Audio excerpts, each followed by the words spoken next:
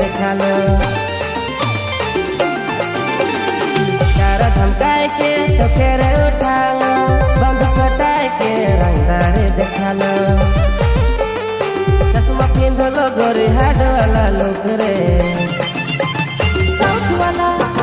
south वाला hero लागे सी राजा जी कमर में बंदूक रखी सी राजा जी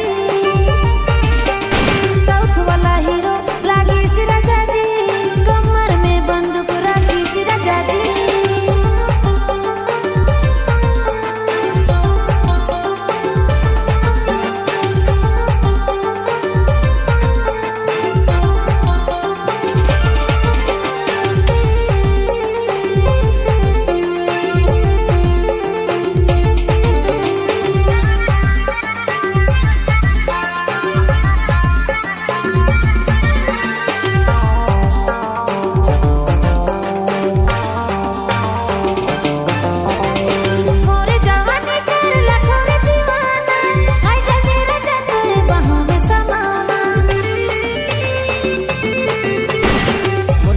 दिल तो के खोना देबे जे बीच में बोले चल जाए गोले रे साउथ वाला हीरो लागे सी राजा जी कमर में बंदूक रखी सी राजा जी साउथ वाला हीरो लागे सी राजा जी कमर में बंदूक रखी सी राजा जी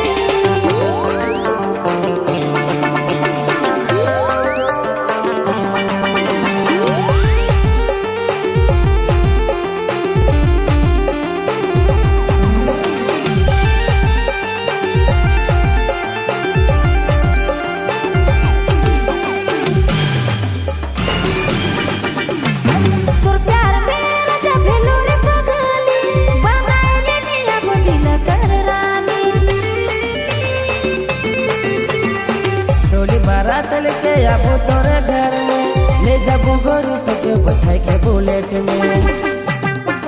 साउथ वाला हीरो लागे सी राजा जी कमर में बंदूक रखी सी राजा जी साउथ वाला हीरो लागे सी राजा जी कमर में बंदूक रखी सी राजा जी इशारा धमकाए के तो करे